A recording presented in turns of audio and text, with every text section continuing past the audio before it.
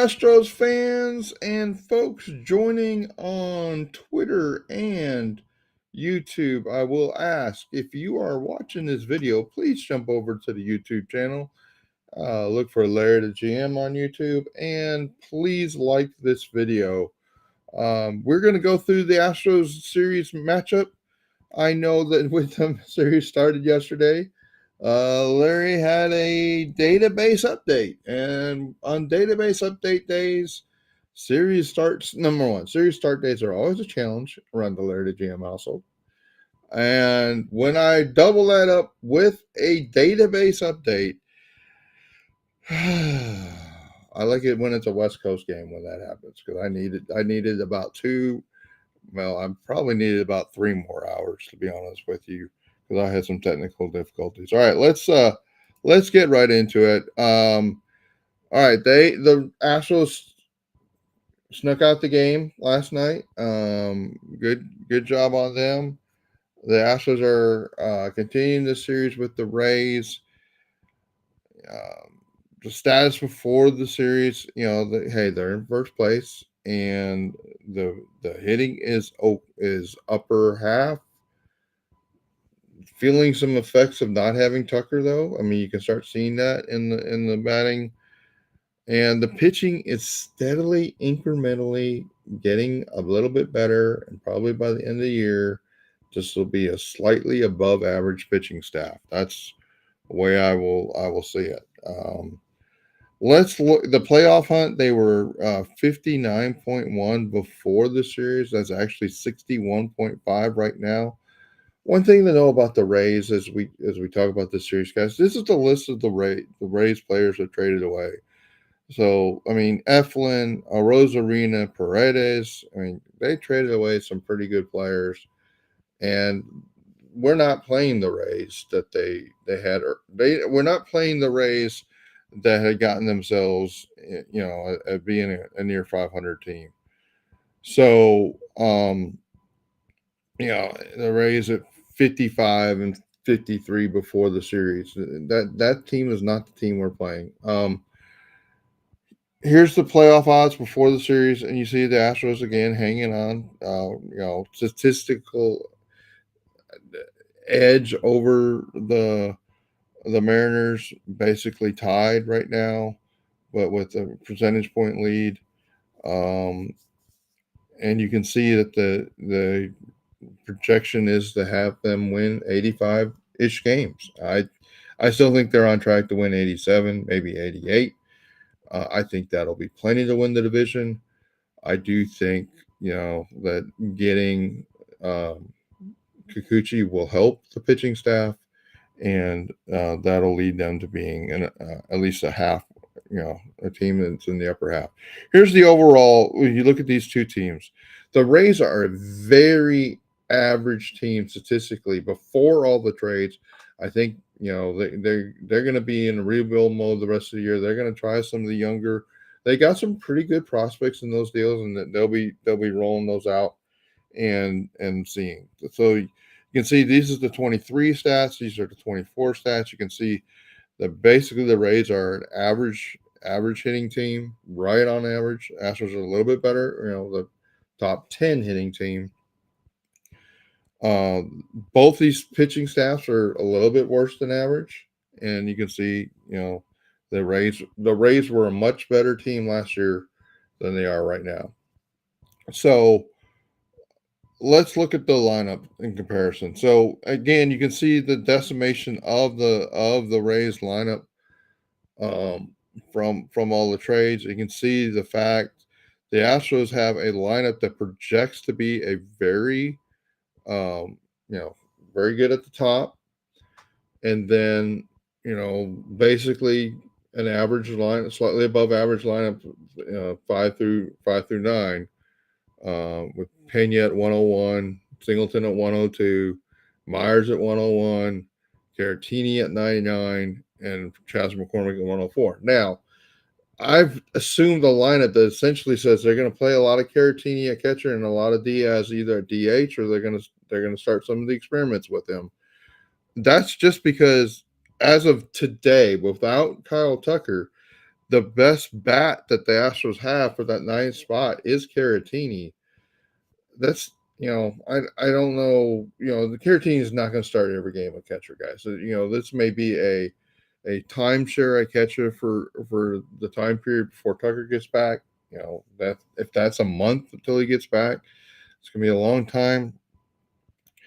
But this team will know. I don't think this team. I think this team is going to rely more on Caratini than they were before the trade of Loperfido, and you can see why. I mean, these projections for Cabbage, Dubon, 93, 92, those aren't bad. And that if they, when they're in a position, if Caratini starts 60% of the games at catcher, and Diaz is starting 40%, and then Diaz is starting, another third of the games at DH, and then maybe they start playing one or the other at first base. I'm not sure that's going to happen, guys.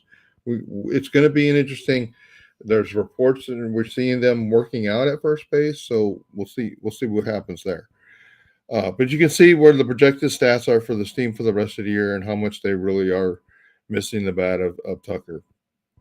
You look at the actual grades, and it shows you a very similar picture with Caratini just being really, really good. 117 WRC plus out of your guy that was supposed to be your backup catcher is really phenomenal. The Rays really, you have Yandy Diaz, Brandon Lowe, Christopher Morel was one of the guys they got in the trade. Josh Lowe. So is it Lowe or Lau? Guys, I'll listen closer and I'll get it. I'll get it tonight. But you see that Brandon is probably the best batter on the team so far.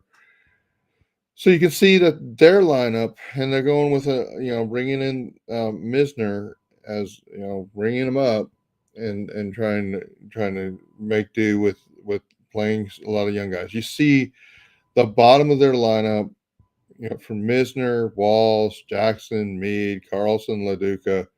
Those guys have not performed so far this year, but the projections for at least three of those guys are not bad. So we'll see where it leads. The pitching staff. So here's where the Kikuchi of it all. If you see Kikuchi in the lineup after last night, I mean, maybe it's better that I didn't do this before the game last night because you would probably dismiss what I'm about to say. But you see the value of Kikuchi within this pitching staff, right? And being either the second or third best starter on the team, depending if you want to look at what has happened so far or what's projected to happen.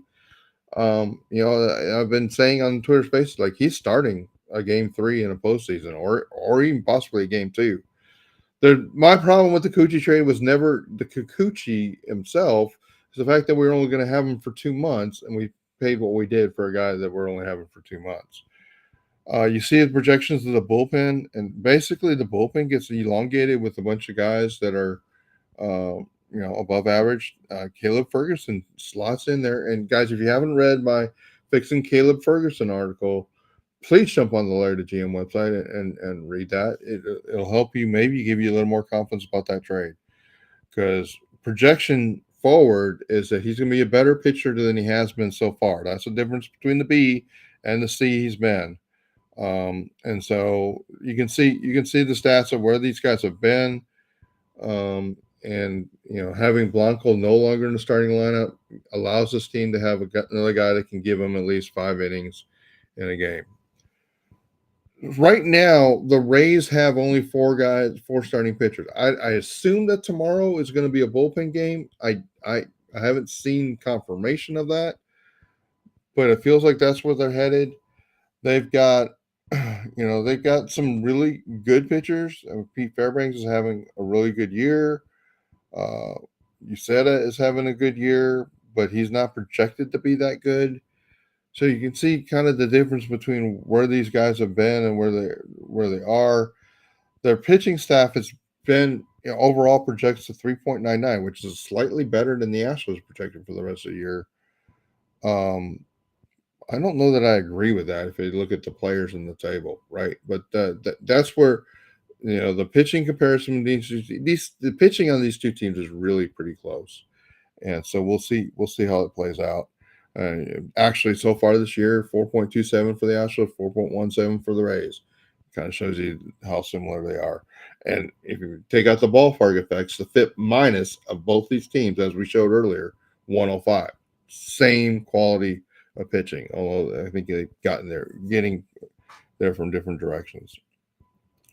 So you look at the starters versus the relievers. Overall, this table would tell you that the Rays starters are little bit better than the overall Astros starters, and that guys, some of the pitchers that the Astros have had starting, it makes sense.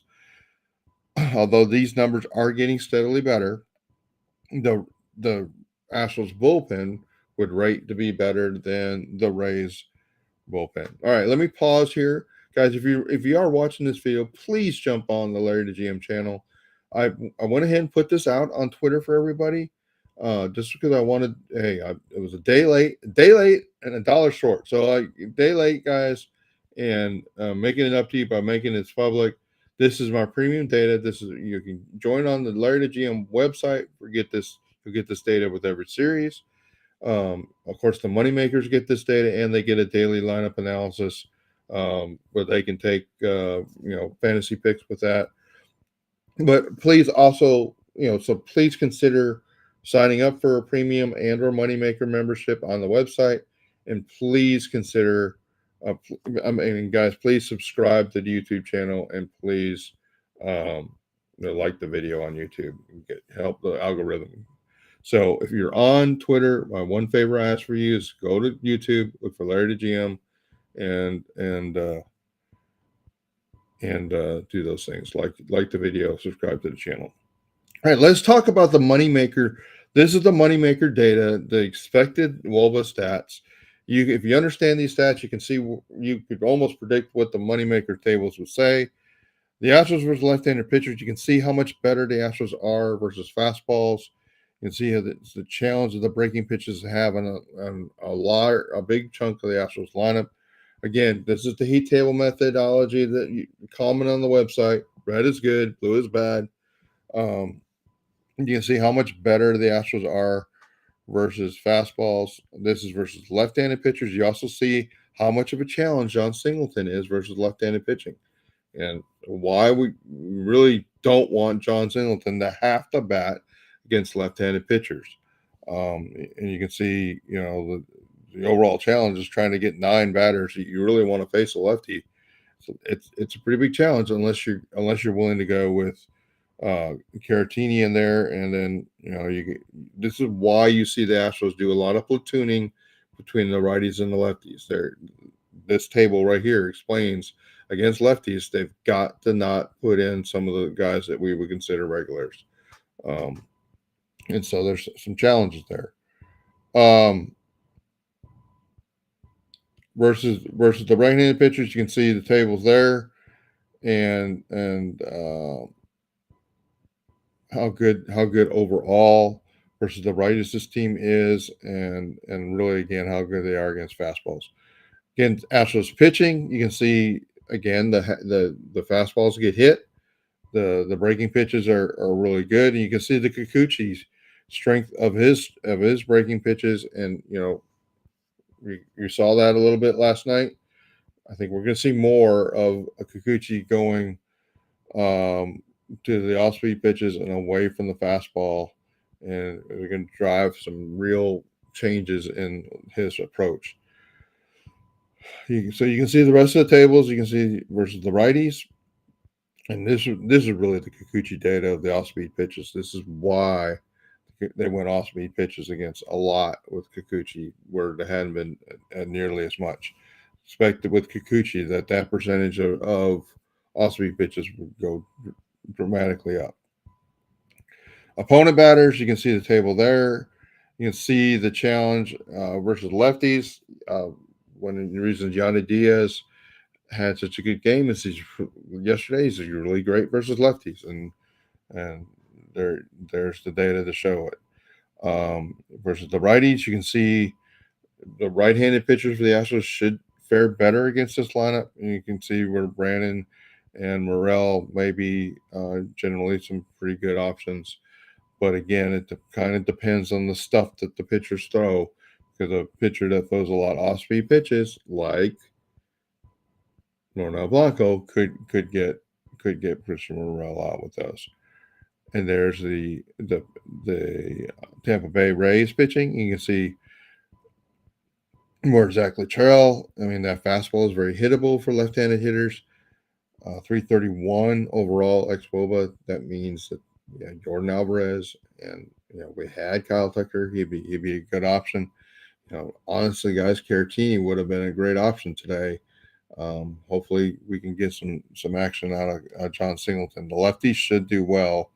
The righties are going to have more of a challenge. You can see 315 versus righties, and I expect Latrell is going to throw quite a few off-speed pitches with that versus to the righties. So, see, they may do to the Astros what the Astros did to them last night. All right, guys. So there you go. There's the matchup table. So this is the X-WOBA data, and check that out. And guys, hopefully you learned something from that, and consider a premium membership. And you can get that with every series.